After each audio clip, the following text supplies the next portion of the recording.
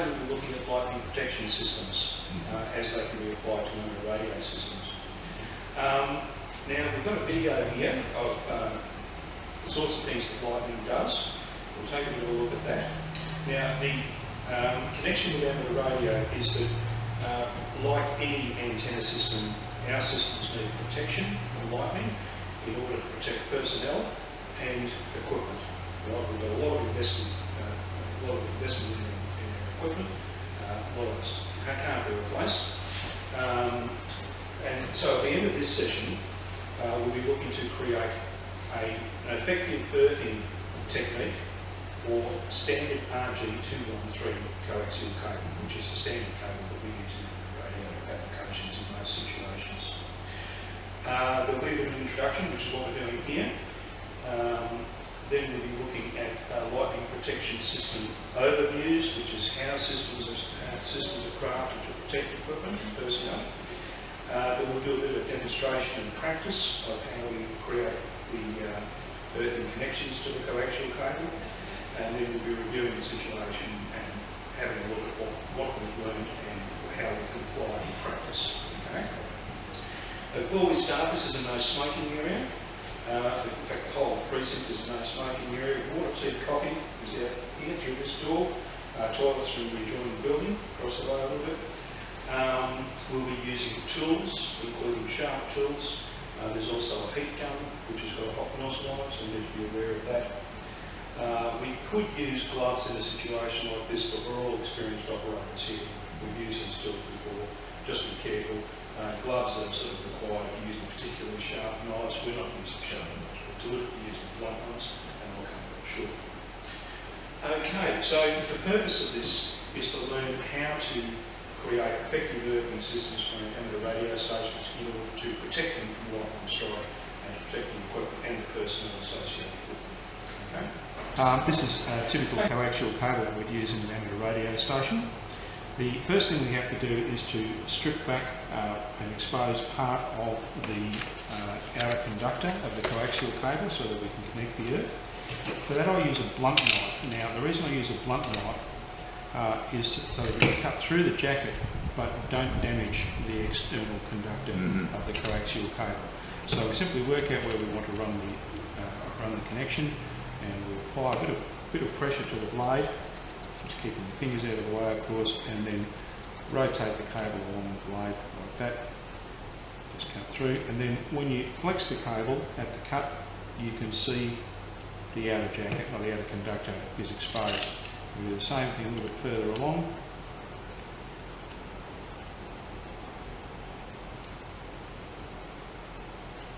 And again, flex the cable to expose the conductor. Now let's retract the blade a little bit, and we'll run a connecting cut between those two circular cuts.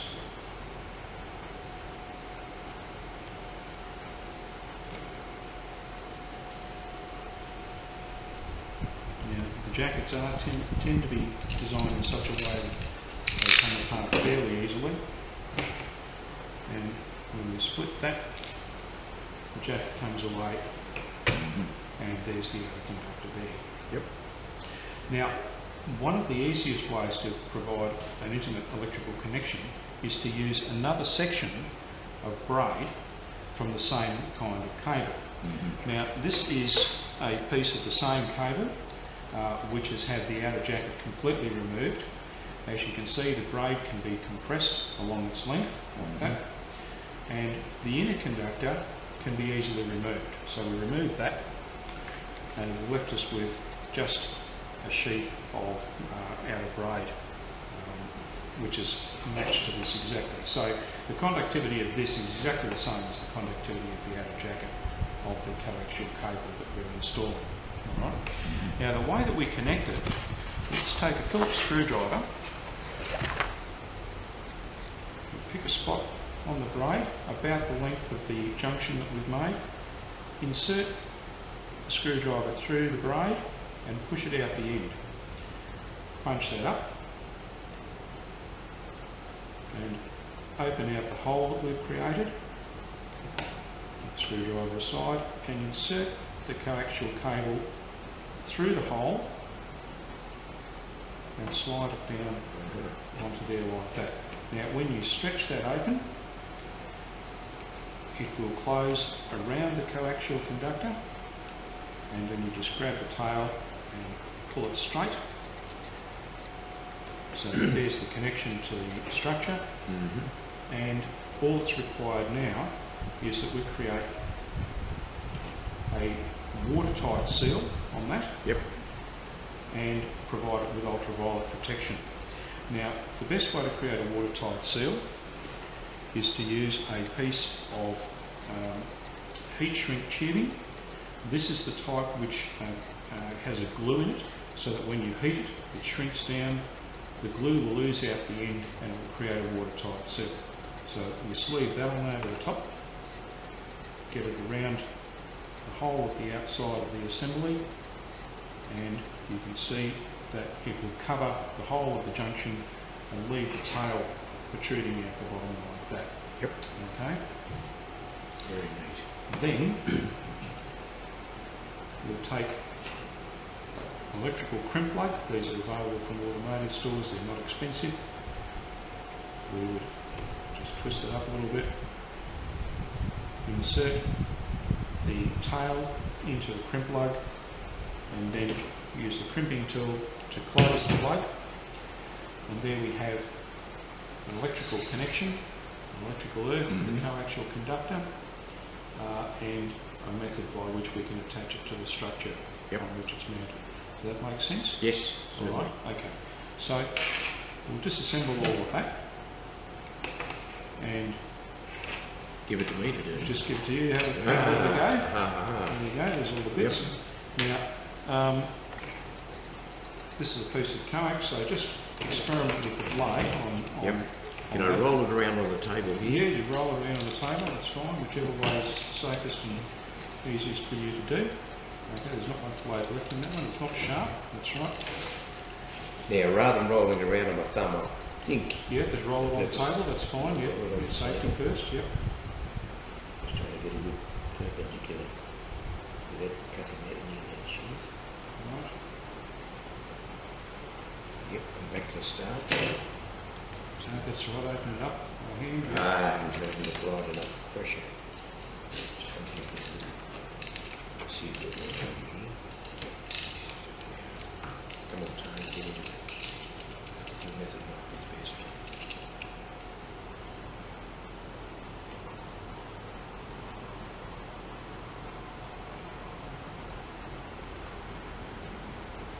Yeah, I can see sheets coming Yes, through. that's Yep, it's a separation. right, yep. 50 mil. About 50 mil, further away.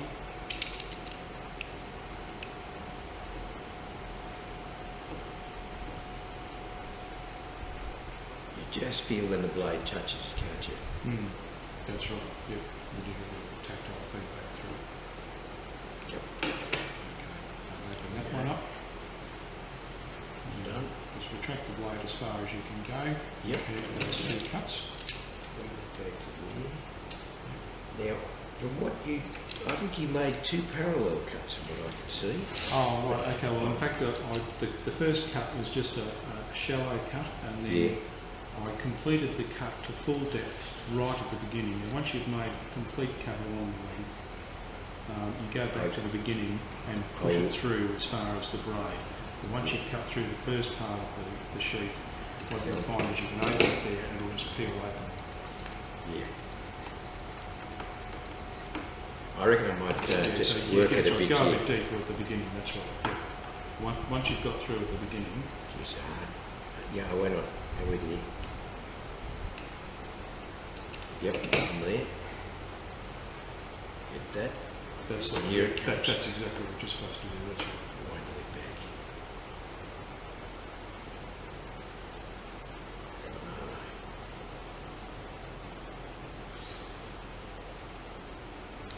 That's it. We go. Throw this away. Dispose of that in an Properly. environmentally friendly way, that's right. Yeah, there. Okay, now There. the braid there, it's been opened up previously, but Could I nip it square off yeah, there? sure. Or perhaps, yeah. No, we work in from this way, don't we? Oh yeah, that's right. Yep. We're working that way. we can push it back, I think. Open it up a bit so Open it it's up a bit. larger than the diameter of the coax. Now I've got to sort of work it a bit here. Don't want to get it too. Try not to get the braid pulled too much apart. That's probably getting a bit close there. Try that. And it's got to come on. Which has had the least disturbance. There we go. That's right, all the way through there, slow it down, that's it. Yeah, just I might have cut off a bit of excess. no, that's all Oh, right. wait, now it'll come back. Hold it there. That's right, hold it Take by it the to me. tail and By the close it tail. up. That's it, Close it there. that's right. No, we're not. Whoops.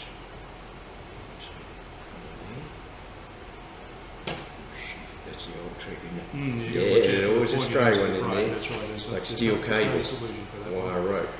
That's right. Now, next step is to haul this out. So you That's right, can stretch it out so. holding it there so it doesn't slip off. Yep. Then we need a piece of heat sink, and we've got to centre the heat sink. Come down from the top. Comes out from the top. Yep. Oh, we almost need a longer piece, I reckon. There's a longer bit. Oh, wait, I'll just do my. I'll just, without dropping into the table, I'll just cut off so we've got a reasonable. That's right. I wonder I could use the whole length of it Yeah, almost. you couldn't can I? use the whole length of that. I reckon I might That's as well fine. too. You might as well. And I'll just roll it out. Hold it back there. From the top end. Put the tail back. Don't get spiked again. Slip that in there. Slip that over there. And we've got about a couple of centimetres at each end. Put that through there. Okay, so that's right. Once you have Reckon it it's got it centred? that's about right. Can we use the heat gun on it or There's not something really? else I want to show you before we Oh, go yeah. down the track. But no, you're dead right there. That's pretty well perfect. Centred? It's nicely centred. Yep. You've got the sleeve correctly applied to the outer jacket of the coax. It's Mhm. fine. So the next step in that would be to apply the heat gun to it, shrink the tubing down over it so that it all seals up, Yep. and so that the electrical contact is made intimate to the outer conductor of the coax. That's right. Okay, now just disassemble that for a moment. There's just something else I want to show you. Did I miss a step? No, you didn't miss a step. No, that's all fine. This technique is fine for when you're installing a new system of coax. If you have a piece of coax already in situ and you want to retrofit an earth braid to it, Yep. then you may want to take a different approach. And the way that you can do it is using a length of wire like this. And I'll just show you on this piece here. So you've stripped off the end of the wire like that. It's about 50 centimetres long, give or take. Yep. Now, the coax is vertically like this on the tower. Lay the PVC jacket of the wire parallel into the connection like that. Yep. And then wind the wire around the whole assembly like that. Okay, so you probably need 100 mil or more of bare wire. Yep. Okay. Now, because all of this is connected to the tower, it's tied back with cable ties and such like, you might be able to get a bit of a loop that you can work with, but you can't sleeve anything down over it, can you? No.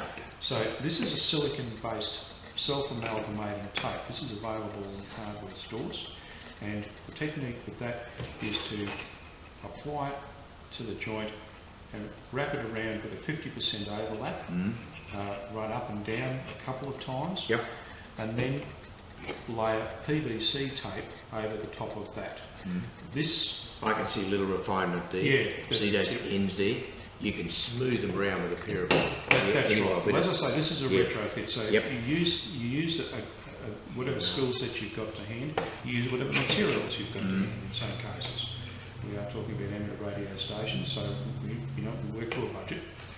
But that also creates a satisfactory connection. That's a much better protection than no protection.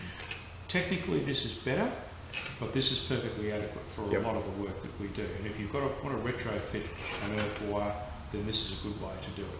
And the rest of the steps are essentially the same. If you can sleeve down over that with heat shrink tubing, well and good. If you can't, use an amalgamating tape to Yep. create the waterproof seal, and then use PVC, preferably ultraviolet resistant PVC, but if you can't get that, use conventional PVC and replace it every 12 months, 2 years, something along that sort of line, okay? So that's another way of going about it. But the preferred method, now you've got that down pat, I'll set up the heat gun. I'm going to disassemble that. Yep. We'll have another go at it. And this way, next time we'll put the heat shrink tubing over it and we'll have it completed assembly. All right, okay. So, in your own time, go for it. Just quickly I can do it, remembering if you... So we'll skip the cable stripping side of it. We've all done plenty of those. All that back again, So all that back there, that's right. getting that centred. Okay. That is fine. So slip that on there. Yeah, I'll just do a little bit of a check. Probably an inch over there. Yep. So bring it up to the top. Oops. Bring it up to about... That's right. Like that. There we I think it's about Yep, right. that's about centred. Now we'll get the heat There gun. we go. There's even a trick to the use of a heat gun, isn't there? Well, it's more of a safety thing with the heat gun. The heat gun has got a nozzle temperature of about 300 degrees centigrade, so keep your fingers away from the nozzle. Yep. And maybe don't point the hot air directly at the tabletop, which is also plastic. Just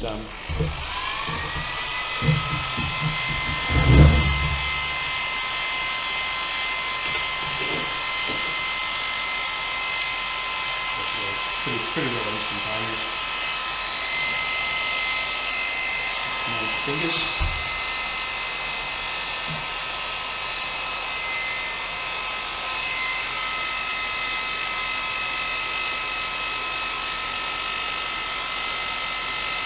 Rolling it around seems to help it a bit too, doesn't it?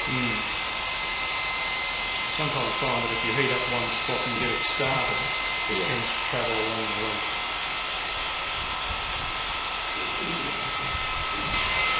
No, it's looking good.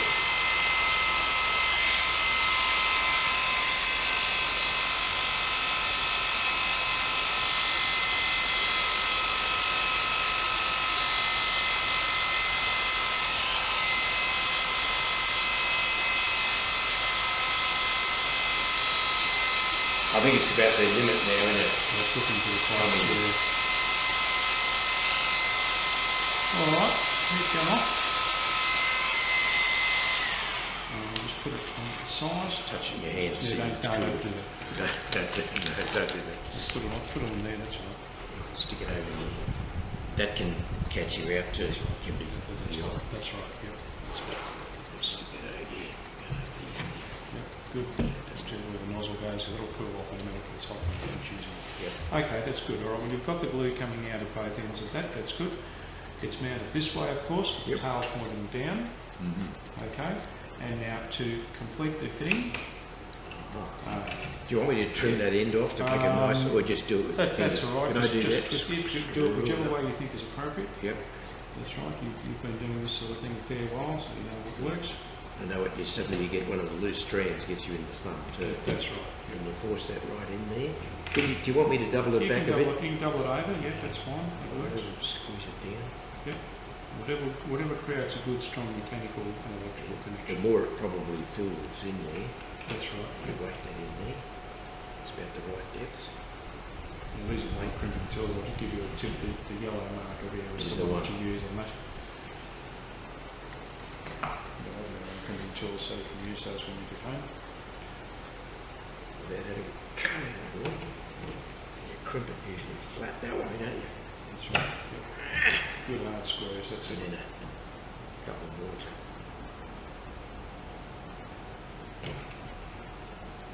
See it right down at the end there.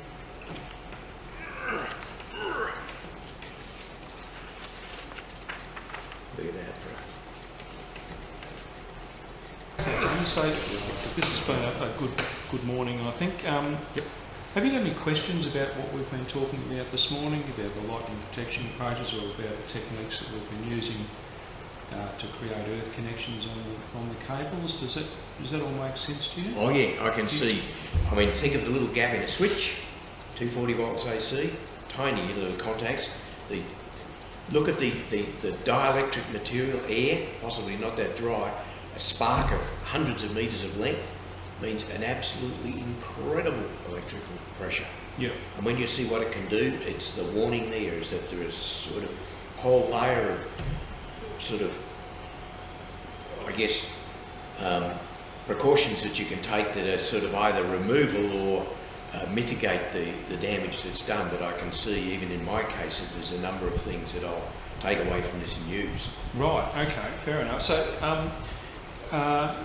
just to recap, whereabouts in your antenna system at home would you be using this technique, do you think, or where would you apply it? Well, they're fairly simple wire antennas. Right. I reckon that my danger level would be fairly low because there are trees all around our home which are far higher than my metal mast. My metal mast is about 9 metres tall. Right. There's a number of them, and they're standing directly onto the ground. The trees, of course, are nowhere near as good electrical conductors, but there's plenty but of there's them. plenty of them, and I reckon that their combined effect would be to reduce it. However, there can still be static build-up, and that should be bled away. Fair. So I can think of 2 or 3 fair things enough. straight off. Right. So you'd consider, even with your wiring antennas, putting one of these maybe at the masthead where the centre connection is made with the coax, and then maybe another one at the cable entry to the that's shape. right. And probably just with that, instead of the massive braid that you've got there, or not that, but there, rather than that, I'd be inclined to use probably just a yellow and green earth wire, I'd say. Right, Take it okay, down so to something appropriate to the installation. Yeah, fair enough, okay. Have you got any ideas of your own, that, based on what you've learned here this morning, have you got any particular ideas that you'd be interested in sharing with other amateurs? I think one thing you could do is take your earth, I've heard of this, as it comes into your shack, if you can leave even a sort of a bend that gets a fraction closer to earth, like that, and then you bring it back up. For example, in my case, it comes down the mast, like that, in under the eaves, in through a hole I've bored in the, which is just big enough to take the PL259 and down to my rigs. Yeah. It's not very long, it's the distance of the mast. Right, yeah. I think I'd be inclined to take the coax down a little bit like that and up then, because I've heard that apparently even the gap of a few feet can make a difference. It'll cut it back. Yeah. And the other thing that I will do is I always remove the antennas from the back of the rig. I unscrew pull out the PL259s. I'll probably take those further away from the rigs and place them over the back of the bench and on the floor or close to it. Right, so create that much greater air gap it's a between brick the floor. equipment. The house is not a wooden floor, it's actually a brick, it's a mud brick house and a brick floor. However, one of the other things that I'll do is there are plastic down pipes from the corrugated galvanised iron roof. Right. I'm going to get around those and just put a few little unobtrusive earth lines in. Oh, right. Yep. And I can see the value of multiple ones too, not just one here. If the strike's here and the current's got to flow all the way around here, around the guttering and down, it's nowhere as safe as having one here that's, I mean, you might have one major one there, but it might be a good idea to have, say, a couple of others at the other corners. Okay. All right, well, that's good. You seem to have worked out how this can be applied to your system at home. I'd recommend that you have a close look at the handout I gave you and look at that in terms of how the strike current is diverted and redistributed down through the lines and sent away from the equipment and protecting the personnel and the assets of your radio station. Thank you very much. You've done well. Thanks, Neil. Have a great day. I shall.